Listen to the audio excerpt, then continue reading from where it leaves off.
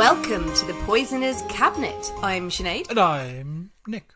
And this is your weekly podcast exploring the lives of the great poisoners and poisoning cases from across the centuries and creating curious cocktails inspired by the tales that we tell. And it's episode 32.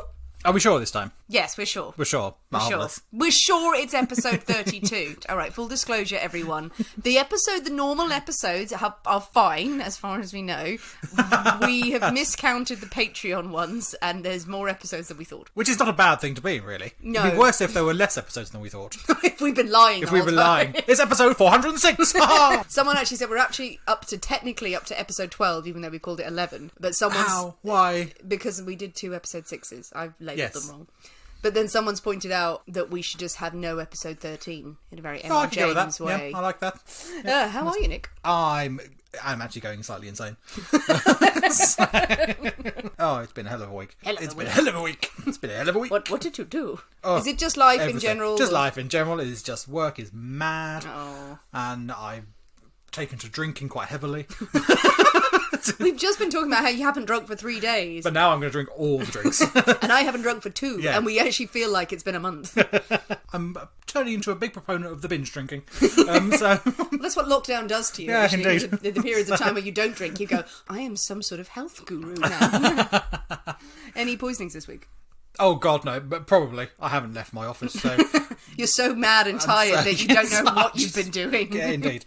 There could be death all around me for all I know. Well, there is generally at the moment. So Is that why you're working so hard? You're doing the work of 20 men because you've killed them. because they're all dead. How are you? Are you having a jolly time? Oh my God, me? Really? Me? That's I enough can of that. speak? Enough Oh, okay, fine. I know my place. Fine, I'm fine. Fine. Okay, good.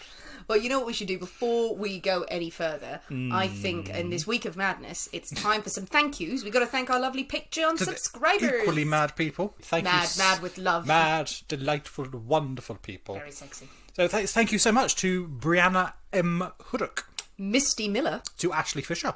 and Tracy McCater. That's how I would go with it. Oh, McCater. I'm so sorry, Tracy. Tracy, Ashley, Misty, and Brianna. Thank you so much for joining us on the Patreon journey. You are very sexy. You're very beautiful. All our Patreon subscribers are delicious as always. We're also going to keep going with the love this week. We've got some shout-outs to do. Bit too much love for my liking here. Have another gin, Nick, and then we'll see. You just And drink love the for gin. everyone. Well, take a big gulp of gin, because I know what you're like when I read out the shout-outs. You go a bit soppy inside once you've heard them. Harsh, but painfully true. So we have some shout-outs. Thank you to Hardly Paranormal this week. The gorgeous, gorgeous podcasters. Absolutely brilliant podcast. We played their promo before, and they just did a lot of love for our show this week. Quite jealous about that. I think Eddie is our Yes! conflict. Yes! Yeah. No, it's like, I am the girl in Izzard. Oh, that cut deep. That cut deep. Oh, there's a free sample. We've also had some lovely messages. And again, guys, so sweet of you to send us messages. It really does warm our dark black hearts. First shout out from Cheshire Cat. She's lovely. She says, thank you for creating such a marvellous and darkly fun podcast. You are both fantastic and hilarious. You have made this weird time more happy. I love your friendship's dynamic and frequently laugh along until my face hurts listening to your banter and comments. You two are glorious bright spots in a very weird year. Oh, see, stop being so nice. It's unconcerting. I'm far too English to accept such niceness. Oh, it doesn't stop there. It doesn't stop there, Nick. Get ready with the hankies. Oh, God. From Mel Howley. It is her birthday today. Well, merry birthday to you. Happy birthday, Mel. She sent us this. Hey guys, just want to thank you again for providing great entertainment during this crappy time. It's my birthday, this Friday as in today, and although I still can't see friends or family COVID restrictions this year, I'm excited to know that I'll get to hear another episode from you guys. Keep up the good work. Oh, no pressure. No pressure. It's going to have to be a bloody good one now, isn't it? That's a bad gift, actually. Our gift is this podcast we made anyway. Enjoy. Well, we'll try and do a little, I don't know, we'll do a message. We'll do a dance. Nick will dance for you. I will dance on the podcast. It'll be excellent, exquisite. Okay, Nick, this It'll is the make you cry. podcast. I know, that's what I mean. They'll never know. And lovely message from Dorota, who's a new Patreon subscriber, sent us a message. Hey guys, just want to let you know how amazing both of you are. I found out about the podcast 2 weeks ago and I have just finished catching up on all the episodes and couldn't resist, so listen to all the episodes on Patreon too. You are just amazing and never thought I could have had so much fun listening to Poisonings. Keep up the fantastic job and the drinks are good too. Hey. Well, excellent. I'm glad you're enjoying the drinks. Thank you, Dorota. You are gorgeous, all of you. Thank you for sending messages. People have sent us messages over the course of this podcast, and we've replied to them. We didn't always do shout-outs, but if you have sent us a message and you're like, damn it, I want my 15 minutes of fame, 15 seconds, we can do 15 minutes of this if you want to. Just say your name for 15 minutes. That would get weird and potentially boring. That's another tier of Patreon, I think, actually. It's just us saying their name for 20 minutes. That's getting into a slightly weird category, I feel. It's already a cult. But if you have sent us messages and you want them to read us out, just nudge me. Nudge us on social media. We will, of course, read your messages out. And carrying on the final bit of love this week, because it's a lot of love this week. So it would seem, yeah. I don't know, 32. I'm just in the mood for love. Final bit of love is a promo this week. Promo from Bree Nicaron, Hex Positive. I love this podcast. I'm intrigued by this, yeah. Yeah, it is absolutely brilliant. We'll play the promo. She will explain all about it. She's a wonderful fan. But if you want to know about being more than just your average witch, this is the podcast to listen to. Genuinely a great listen. Here you go. Have you ever thought about getting into witchcraft but were overwhelmed by the amount of information and number of paths involved? Do you struggle to find a secular space for your craft in a spiritual community? Ever wandered past the seasonings aisle and wondered if pumpkin spice could be incorporated into your practice? From Bree Nicaron, author of Grove Daughter Witchery, comes Hex Positive, a practical witchcraft podcast and the newest member of the Nerd and Tie podcast network. Every month, join Bree for a discussion of secular witchcraft, with plenty of tips for witching on a budget, finding good resources, furthering your magical education, and keeping your common sense superpowers strong. We'll also delve into the history of witches and witchcraft, witches in literature and folklore, and how those ideas influence what it means to be a witch in the modern day. And Hex Positive is Hex Positive. We firmly believe that it is the choice of every witch whether to use hexes and curses, just as it is every witch's choice which path they'll follow. Follow the show on Twitter at @hex_podcast, and tune in to the Nerd and Tie podcast network every month for new episodes. And remember, witchlings, always practice safe hex. Well, Nick. Hello. Are you ready to drink cocktails and talk about poison? I think we probably should. I always forget the or. We could drink poison and talk about cocktails. Seeing as it's Mel's birthday, I think it would be rude to drink all the poison. We should go with the first one. We should go with the first one. Well, it's episode 32, the episode of love, apparently. It is Nick's story this week. But Yes. before we get into story time, we can't possibly go any further without a cocktail in hand. God, no. Woo, woo. We did have some feedback on one Facebook post this week, which was lovely. Someone saying, found the podcast, discovered it, loved it, really like you guys. Yes. Just one thing, not enough cocktail chat. Not enough cocktail chat. I love you. I love you. That is an excellent, excellent review. As it's your story this week, Nick, you were able to choose the cocktail. The cocktail is always flavoured with a secret ingredient, which is inspired by the tale that we tell. This week's secret ingredient is... Well. A well? It's not a well. Is it well water? Because that would be very witchy. That would be good. I like that. But that's not it. But anyway, moving on. It's not well water. No. Though maybe will be a future one. No, it won't. Well, it might be. Depends what story we get. But we don't have a well. Or that will be a challenge. You're going to send me off to find I'm a well. going to send you to go and find a well. Me just carting buckets of well water back to this small suburban house. I think that sounds like an excellent plan. Anyway, moving on. No, this week's secret is brandy. Brandy. Do we go a bit more abstract? But this is quite on the nose. Yes. This one. I'm sensing I don't want to find the mystery in this. Brandy. Well, will there do. were a few options. There were a few options that I came up. I mean, clams would have been an option. Oh, why couldn't we have had clams? We So- could have had like a clamato, like a Bloody Mary with clamato Because juice. I in it. would I'd find love that very upsetting. delicious though. It's No. in Sainsbury's. They stock it in I don't care. Big I don't Sainos. want one of those. It's got the clam juice in it. No, Oh, mate. no, Oh, none of that. I'm gonna have one anyway. You don't But have not any. on my watch. All right, not clams then, but Not clams, brandy. but brandy. Brandy. Brandy. Well, we don't often enjoy a brandy. We don't know. We don't have a St Bernard's bringing us brandy in the cold. But it is a favourite amongst people in quite. cocktails. Brandy and Coke, someone suggested from South Africa. Yeah, we shan't be doing that. Well, I don't really like a whiskey and Coke, but brandy and Coke, not that. I don't know. I must admit, I've never tried I that haven't. combination. So, Calvados, now we're talking. well, we shall see. I mean, there are many options for brandy cocktails. You've got a brandy Alexander, classic. A brandy sour, another classic one. Oh, yeah. None of the obvious ones. So what have you gone for? Well, I've gone for that sounded quite interesting, and I'm intrigued by this, and it's very highly rated. Very highly rated. So was the Golden Cadillac. This is true, but no, I have more hopes for this because there is no milk involved. Oh, thank God. And I like the name. We're going to have an ampersand.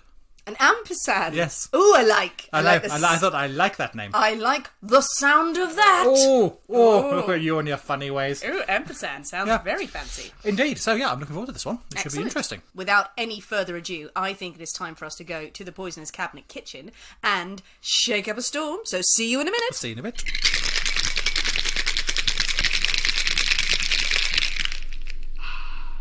And we're back. Hello.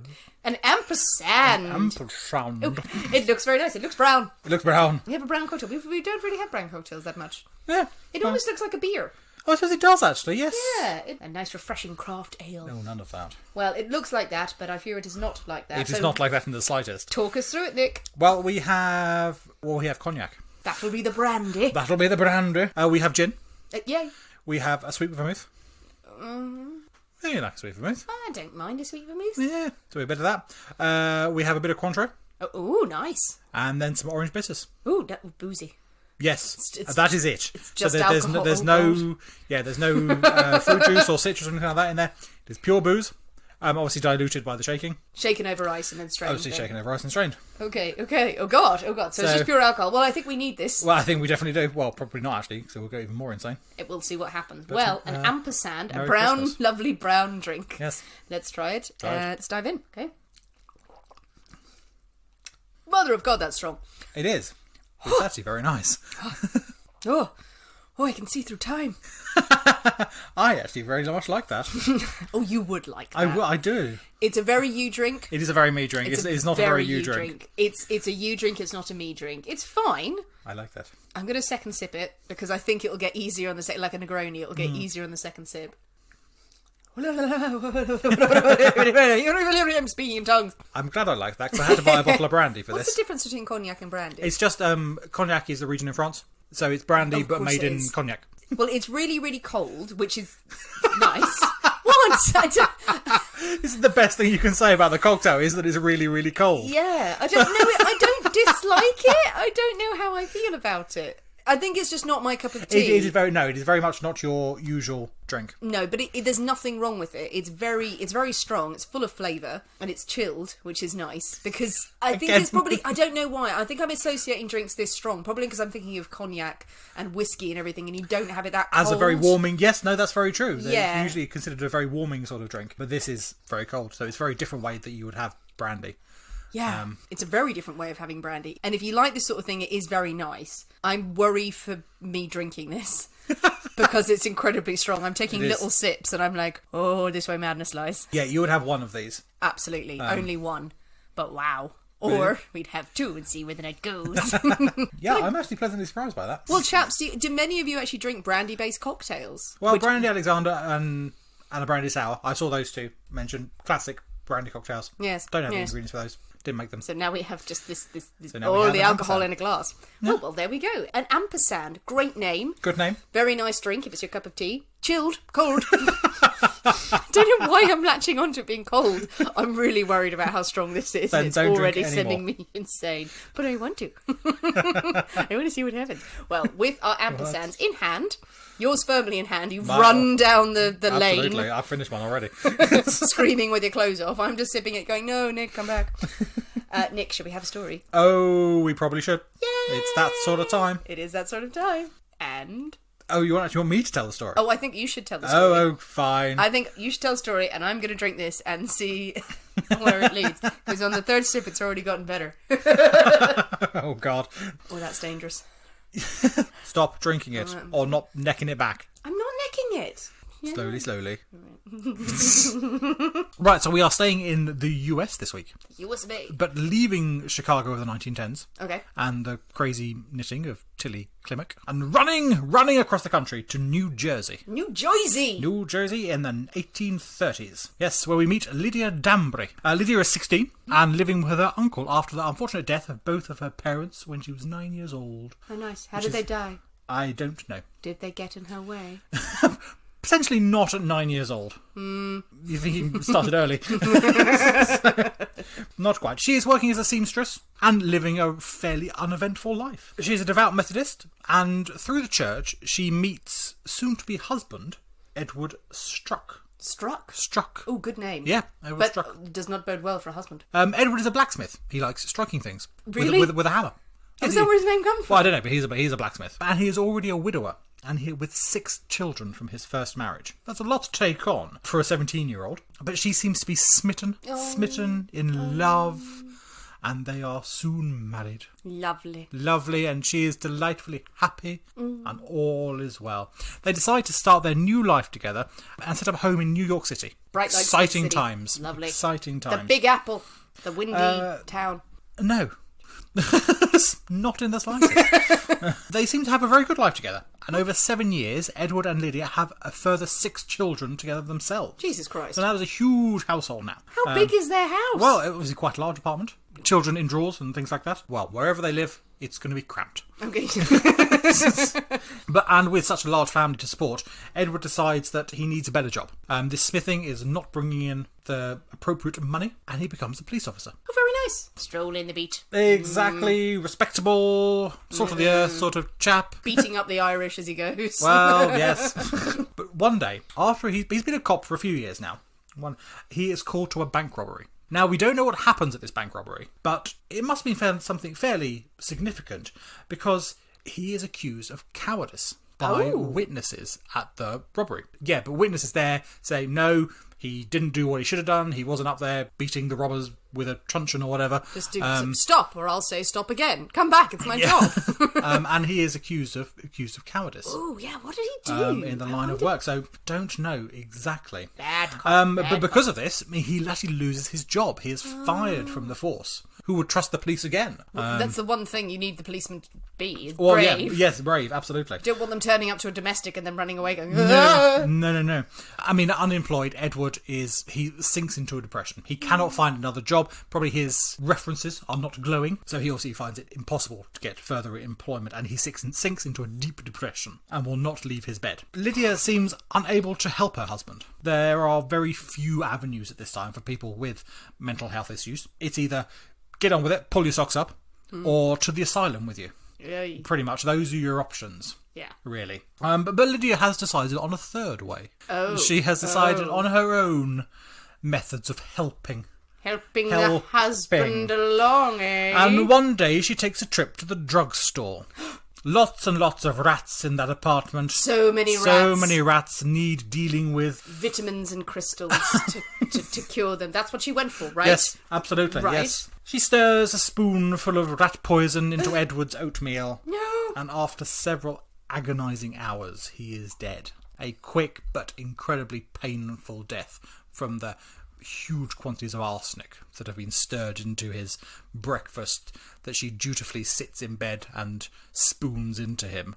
She's a patient wife, isn't she? Oh, yes. Oh, well, I can't bear any of your whinging. Yeah, Let's just exactly. see what None happens of here. your whinging. I've got to get a job. She was already a seamstress. So good woman, So faster. The effects of arsenic poison we've covered numerous times. Arsenic! In this podcast. So severe, stomach pain, cramps, diarrhea, convulsions, death. All those, all those symptoms. jolly symptoms. Those symptoms. Symptoms, the greatest poison of them all. Are visited upon Edward. But the authorities look no further. He was obviously a sickly man. Nothing untoward going on here. Now Lydia is head of the household, and with many, many children. Now some of Edward's original children have now grown up to a certain age where they have managed to leave, and they are forging life on their own. They're not at the apartment anymore. Thank the good Lord. But Lydia and Edward's children they've had themselves are very much still at home. Quite a variety of ages. I just imagine them all lining up before bed. Yes. So long, farewell, auf Wiedersehen, good night, goodbye. Exactly what they do every night. The neighbours on the wall going, ciao. We don't have any stairs, Mother. Act!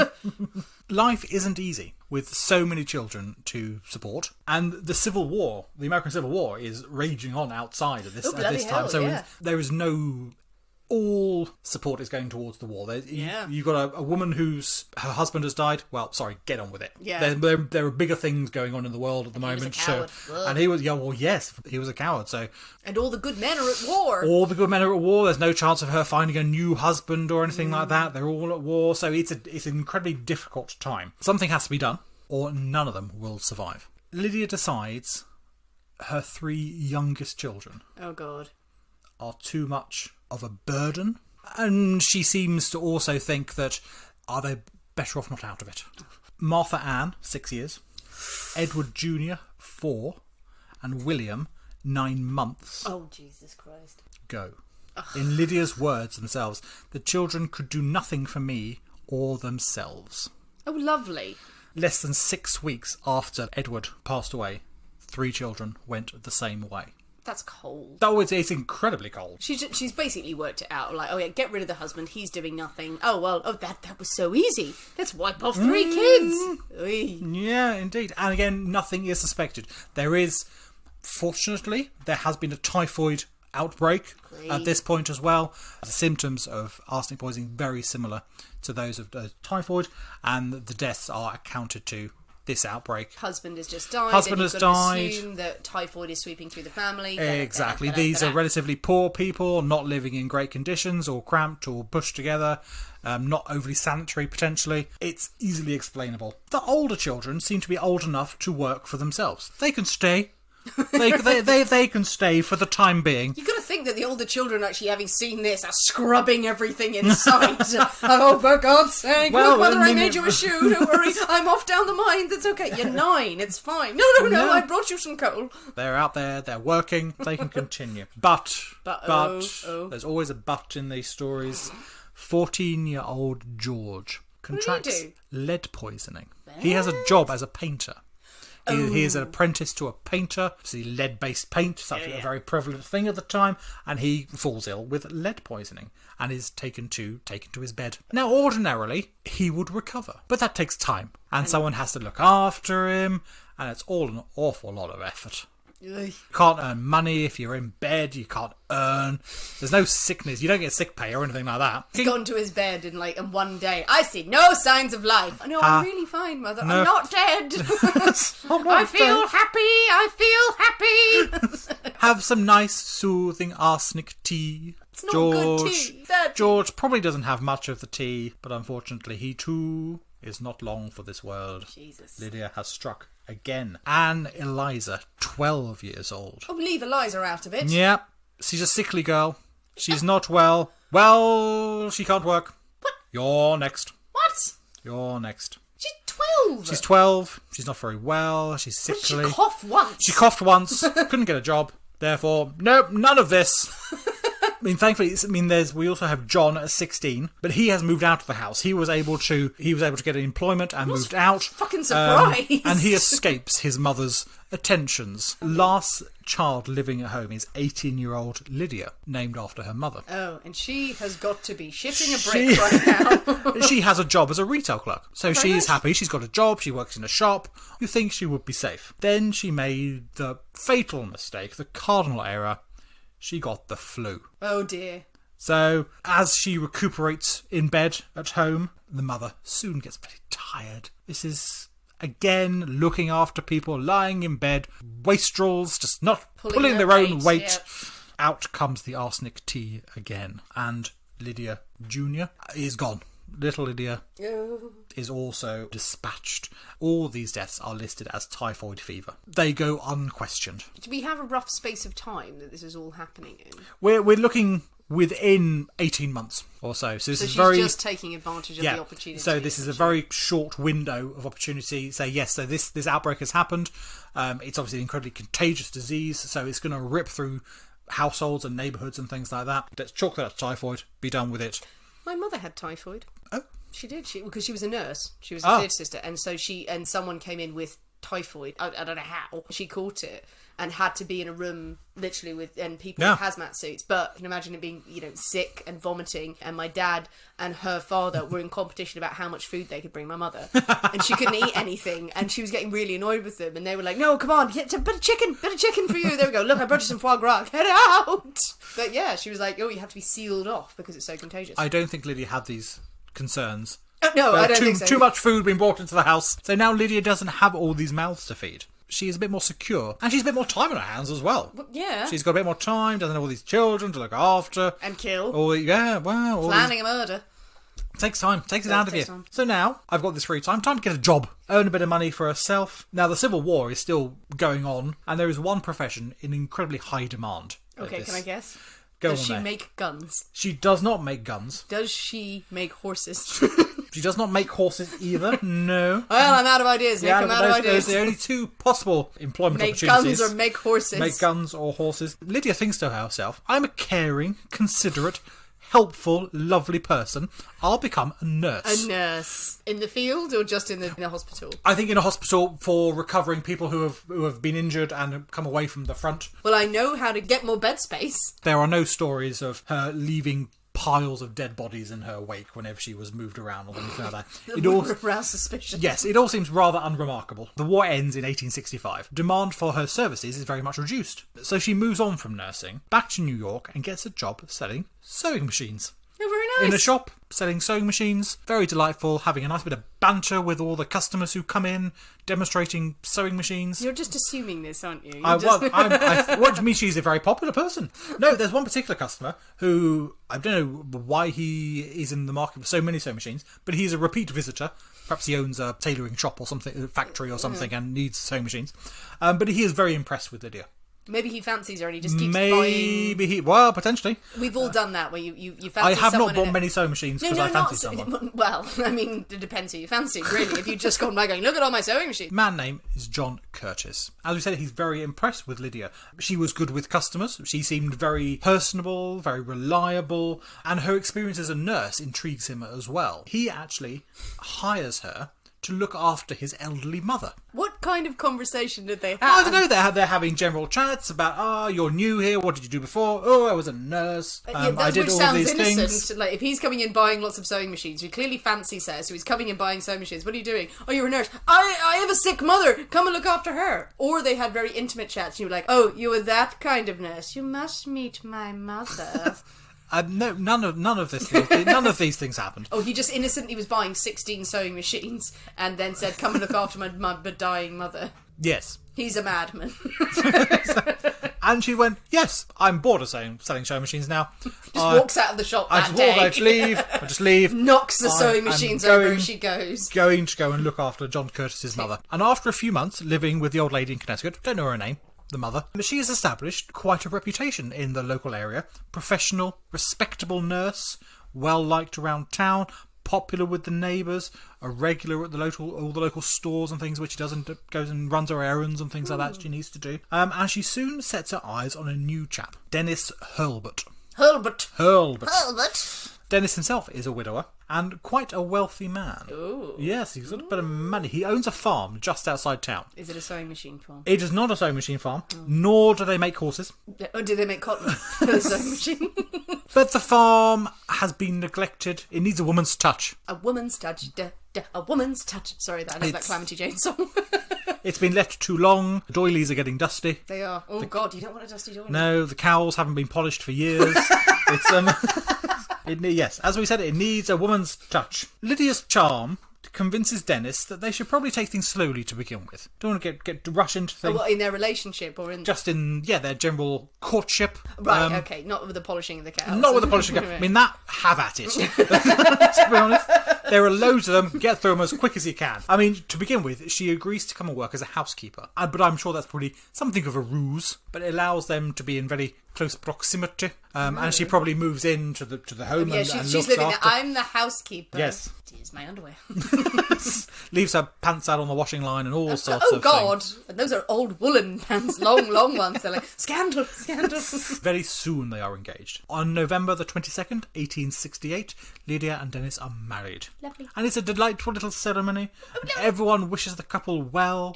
It all seems to be going splendidly. Little small quaint sort of village Exactly. wedding. Out on the farm. Sparkly clean cows by this point. Oh, they're all lined up and they have bells, and that's so cute. Oh, It's a idyllic. But 14 months into the marriage, oh God. Lydia notices a change in Dennis. His hands begin to shake. He is somewhat unsteady on his feet. Has he got chills? And they're multiplying. Is he indeed losing control? So What- shaky hands. Oh no. So, yeah, Oh. a bit of shaky hands, bit unsteady. He's struggling to do as much work on the farm as he once was. He was- Parkinson's or well, anything? we don't know if it was a particular malady or, it was just advancing years. But as I say, he's not able to do as much on the farm as he once did, so they have to hire in extra labourers. This obviously cuts into the money that they make. While they're certainly not starving, they are forced to tighten the belt a little bit, make a few savings here and there to be able to afford this extra labour that they need. Now Lydia starts having sort of flashbacks to her first marriage with Edward. When he was unable to work, it put them in terrible, terrible hardship. When But they have like 12 children. well, quite. Now, as I say, there are no children around, but they do have the expenses of the farm. They have these staff they have to pay. Cow polish is not cheap. All these things. So what kind of life is Lydia leading, though? Is she living a particularly extravagant life? I don't think she's living a particularly extravagant life. She doesn't like scrimping or saving. She likes, I'm going to say, the nicer things of life, but she likes living a comfortable lifestyle. She likes knowing her money is hers And she rather than spending likes, it on anyone yes, else. she likes being secure and safe. Now, with Dennis's progressing illness or progressing age, what is going to happen? What's going to happen to me? And Lydia decides that this cannot be left to chance. Yeah. One evening after dinner, a lovely dinner of clams. Clams! Delicious. We could have had some lovely clams in our Love cocktail. clams. See, I'm not a fan of a clam. Do you not like vongoli? Is it vongoli? Like the spaghetti vongoli or something with clams? I'm not a... Oh, gonna mix you up a clamato Bloody Mary. So no. Now, I don't probably need to read out the list of inevitable symptoms that take place after the delightful clam. If you have a bad clam, dish. though, Well, if you have a bad exactly. clam, It's much the same. even if you have good seafood, it'll do that. Stomach cramps, diarrhea, nausea, all those. Do you have that with oysters? No, you might have, if you have too much salt water with it, you'll probably have a bit of a strange tummy, and that's why people think that they've had food poisoning. But it's very fresh, and the salt will do that to you. But this is something in addition to the salt, I feel. In this particular dining experience, there is more than salt and clams. But easy to pass off. That is food poisoning. Yes. though, isn't it? 3 agonising days later for Herbert. He dies. dies, Against he no dies. suspicions are raised. He is an elderly man. He had a clam. What does one expect? That sounds like a poem, like a rhyme. He's an elderly man. He had a clam. He died. He died. Have you He not should have heard- had lamb. He should have had lamb. They lied. They lied. That classic children's tale. The old man and the clam. The old man and the clam whispered to him at night, "I'm going to kill you." Lydia does quite well out of Dennis's death. She receives $10,000 in cash Fuck off. and real estate, the farm alone, Ugh. worth $20,000. She rich. Now, this is a huge amount of money. She's delighted. Loads of cash in the bank. Don't have to worry. Set for life. I can shut up the farm, sell it on, sell the farm, Sell the farm. buy a lovely little house somewhere. Yes, do that. She's enjoying her wealth and her newfound freedom. But she grows restless. She seems to be very easily bored. Clearly. Only 8 weeks after the death of Dennis, she meets Horatio Sherman. Horatio Sherman. Horatio Sherman. And it does seem that history is destined to repeat itself. Bloody hell. Not to say that Lydia has a type, but Horatio is another widower. As Dennis had done before him, Horatio hires Lydia as a housekeeper. And so again, it seems to be there is a theme. Housekeeper. But not only a housekeeper, but as a nurse to his young children. Oh, okay, that's not going to end well. So, as yes, this Housekeeper's the greatest poison of them all. it is not long before an engagement is announced, unsurprisingly, and they are married in 1870, only a few months after their first meeting. And I'm thinking that while married, now freshly married, she's not going to want children cluttering up the house. Yes, they do so get in the way. They do. Under the foot.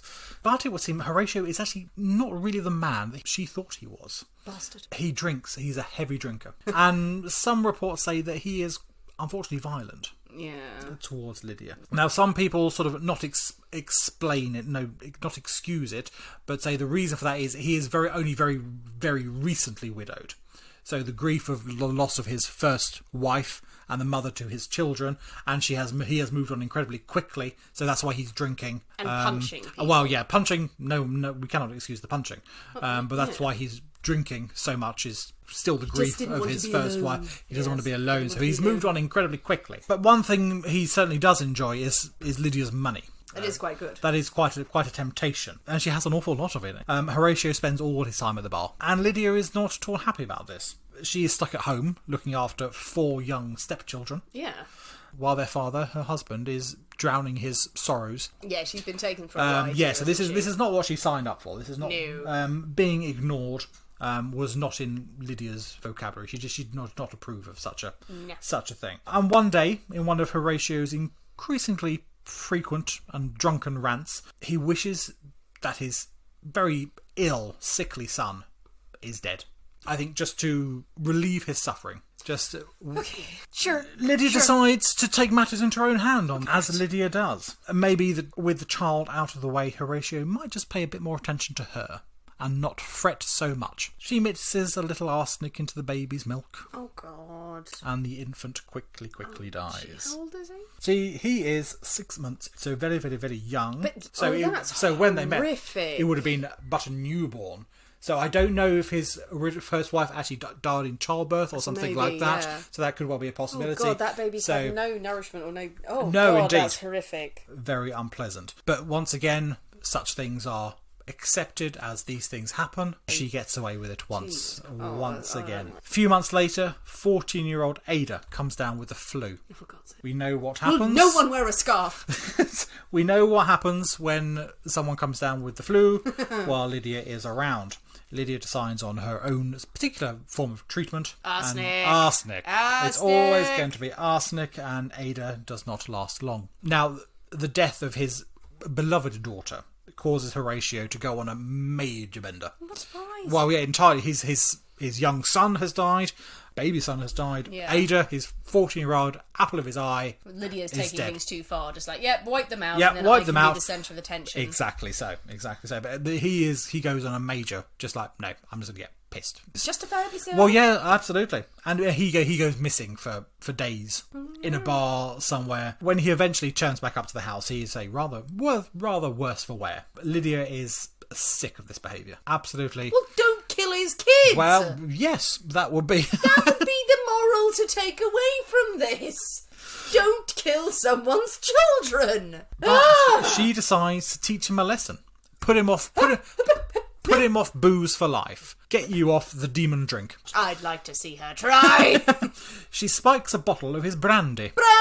Brandy. That's where it comes from. He was a brandy drinker. Well, he was a brandy drinker, and she spikes a bottle with arsenic. Not so much arsenic as to kill him, but enough to make him very, very ill. Potentially associate alcohol with being so desperately ill that he won't want to touch the stuff ever again. So some sort of aversion sort of therapy going on there. Okay, so she gives him the nasty brandy. She gives him the nasty brandy, and she leaves the bottle of the nasty brandy on his bedside, just in case he gets a thirst in the night. The spiked brandy does indeed make Horatio sick. So incredibly sick that actually one of his surviving children called in the doctor. Clever boy. Oh yes, good for them. I mean, much to Lydia's annoyance, obviously. Yes. Dr. Beardsley. In comes Dr. Beardsley. And there was actually a picture of him in line, and he do has a big beard. He do has the most fantastic beard. It is almost Pritchard-esque. Oh, wow, really? It's excellent. Ooh, we need a picture of this. In comes Dr. Beardsley to treat Horatio. And he is very suspicious of these symptoms. A lot of strokey beard action. A huge amount of strokey beard action going on. This is not at all normal. And despite the doctor's best attempts, it seems that Lydia has put just a bit too much arsenic in the brandy, and Horatio also dies. Aye. So yes, the plan to make him not drink again, well, it worked. He's not going to. He's not going to drink again. No. Can't argue with that one. But perhaps went a bit further than she had anticipated. But Dr. Beardsley say he is not going to let this go. Something is definitely wrong. And he orders a post-mortem. He sends Horatio's organs to Yale to testing by Professor George Frederick Barker. Very, very fancy man. Who's, professor at Yale. I'm just shrugging at this point. I'm like, did he the fancy? Oh, okay. He's a professor. He's a professor. Just say the professor looked The at his bits. The professor looked at his bits. And went, this is very big. As professors do. That's exactly what they say. So they say. And he finds huge quantities of arsenic. Huge quantities of arsenic in Horatio's organs, in his bits. And they look back at the family history, and once again, they discover the deaths of baby Frankie and the daughter Ada. These two are exhumed, and once again, after examination, huge quantities of arsenic are found in the remains. Now the police really want to have a chat with Lydia, but she has vanished. Oh. She has scarpered. But she is tracked down to New Brunswick. Good, she didn't go far. She didn't go far, but where she's gone to stay with some family, supposedly looking for some peace and solace after the tragic death of yet another husband, but the police track her down. And they do some further investigation into Lydia's history, and they find out about the death of Dennis, and then Edward, and all the children before that as well. They exhume Dennis Helbert, and once again find massive quantities of arsenic in the remains. Unfortunately, the bodies of Edward and the children are too far gone now to provide any evidence, so they don't get any results for that. But the authorities believe they truly do have enough to be going on with here. And Lydia is arrested and taken back to New Haven in Connecticut to await trial. Trial begins on April the 16th, 1872, and it lasts only 8 days. Yeah. Lydia appears very prim and proper in court in her black mourning clothes, straw hat, veil, very dramatic. Straw hat? Straw hat, little hat with a veil going on. A straw hat? Straw hat, yes, a hat Sounds made of straw. Sounds very parochial. I I'm just don't thinking know of the like a colour. lemon straw kind of hat with a big daisy in it. I don't believe so, no. She has a variety of hats. She's swapping them out all the time. Throughout the trial, she maintains her innocence. Not guilty, absolutely not guilty. Never did anything, my lord. But the jury are entirely unconvinced by her protestations, and she is found guilty. Found guilty of the murder of Horatio Sherman, and she is sentenced to life in prison. The entire case is all over the tabloids, as one would imagine at this time. It is hailed as the horror of the century, as every other murder case we've covered is also other murder case. hailed. But the story does not end there. While in prison, Lydia actually writes her confession. Oh. And it is turned into a bestseller. It's turned into a bestseller. And the book is given a rather lengthy and dramatic title. Okay. Poison Fiend, Life, Crimes and Conviction of Lydia Sherman, the Modern Lucretia Borgia. Recently tried in New Haven, Connecticut, for poisoning 3 husbands and 8 of her children. Her life in full. Exciting account of her trial, the filth of evidence, the most startling and sensational series of crimes ever committed in the country, her conviction and confession. They didn't do titles well. They did not do back titles then, well, no. You're giving away the farm, yes. Yes. But again, it's always like the modern Lucretia Borgia. Oh, yeah, or well, the exactly. The female Bluebeard. She was in the... I've seen some of the newspaper reports, and she is the modern Lucretia Borgia. She's the modern Brinvilliers. Yeah. Is one of the other ones that's come up and talked about her. There's never a title that just goes, she's a bitch. Yeah. So, I mean, I actually found a scanned copy of this book online. Yeah. And it goes into incredible detail. Yeah. It is the most boring book I've ever tried to read. So, it is advertised as if she has written this book herself. Okay. But 90% of it she did not write. Most of it is a transcript of the court proceedings. So, lots of questions and answers and all that sort of stuff. And then her confession is a tiny paragraph right at the end of the book. Yes, I do. It's actually her confession. Don't recommend it. But even now, even after all that, the story of Lydia Sherman does not end. 5 years into her prison sentence, Lydia fakes an illness. She's taken to hospital and she escapes. She runs. She does a runner. Straight away, she is back to her old tricks. She gets a job as a housekeeper for another rich widower. in Providence Oh, God. this time. Thankfully, he survives, but probably only because the police were there within about 2 weeks Right. of her getting the job. Police track her down, and she is sent back to prison. And she's carting in a box of arsenic. Yeah, pretty much. Where she dies in prison in May 1878. What is the story of Lydia Sherman? Lydia Sherman. The greatest poisoner of them all! Until One would the have next it. woman. Precisely. Or So there any we go. other poisoner. Oh, that's a good story. Very story. God, she's mental. She was a crazy woman. She was a very unpleasant woman, I believe. Very unpleasant woman. That's a Yes. lot of deaths. There's an awful lot of death. There's again one of those stories where it's just the roll call of death is insane. Not a lot of detail. 3 about... husbands, 8 children. Good God, that's horrible. But why? What was going on in that brain of hers? I mean, she's married young, and she marries a man who's got 6 kids. And then she has another 6 kids, shagging, and then just gets a taste for the idea of like, oh, I can just get rid of people by poisoning. Just by typhoid this and blame it on this that. is a too stressful a life But to just do life this. is dispensable. Oh yeah, absolutely. Life is dispensable. And Get I mean, rid I of think them. at these times, life was seen in a somewhat more ambivalent way potentially. People die. People die. People die. For goodness sake, like if you're gonna marry a widower and then he's got kids, don't just wait for the first bout of the first sneeze and then go wipe them out. Wipe them out. Enough Again, of what that. kind of life did she want to lead? Well, Really? that is a very good question because obviously she had from her second husband a huge amount of wealth. So she would have been set for life if she just wanted to go off and live a lovely little, buy a cottage somewhere and live a jolly time. She could have quite easily have done that. And that's what makes me think that again the psychopath, But it is that thing of boredom and or that she just liked to kill people. Or well, yes, potentially. Okay, she was bored. She wanted to marry someone. She knows that poisoning's worked in the past. Maybe she's just a psychopath. Maybe she enjoyed it and then had 8 weeks. I mean, 8 weeks is not long. Oh God, no! These were very That very seems like a quick. very much a plan of like buried, done. All On of to the the next. processes through. I mean, it would take you time to inherit, and then as soon as you're done, find the next person, and then kill them, kill their kids. She's probably actively. She feels like she's actively looking for people with kids. Maybe so. Ooh, she evil. She Her husband too didn't have kids, or at least none that were young enough at the No. house. So I think he may well have had older children who had long since Yeah, moved I out. suppose. And But then he pursued her. yes, He pursued her. We don't know. Maybe the others No. did. But she was working in the. So he was buying all the sewing machines. no, in that the land.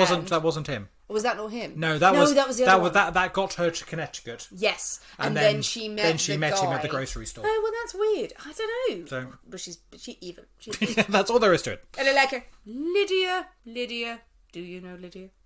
The tattooed lady. Good story this week, Nick. Well, there we go. What do you think? What do you think of Lydia? Do you think she was a psychopath, or do you think she was just circumstance, just taking advantage of a situation because she was slightly evil, or was she hunting people down to marry them and kill them? Send us your thoughts, people. Send us your story suggestions that we can cover in future episodes. Enjoy the ampersand as it has sent us entirely insane. Yeah, that is a good cocktail because you do taste it and go, oh, mustn't progress with that one, mustn't. But after the third sip, No, it went down a tree. the third and sip, oh, you're numb. And then Yeah. you're like, yeah, this is I want another damn tasty. Yeah. I'm like, now I'm like, let's have another one. But guys, come and talk to us on social media. Send us messages. Send us your thoughts. Send us suggestions. Send us cocktail ideas. Send us suggestions of more videos that you want us to do as well. We've got to do some live tastings again at some point. You mainly like it when I'm upset. So send us more suggestions of horrible, horrible cocktails that Nick can try. Come and find us on Patreon. Tell your friends about the Poisoner's Cabinet. Listen to our extra episodes and go and buy some merch. We have been the people inside the Poisoner's Cabinet. We will see you next week. And remember, your loved ones are trying to kill you. oh.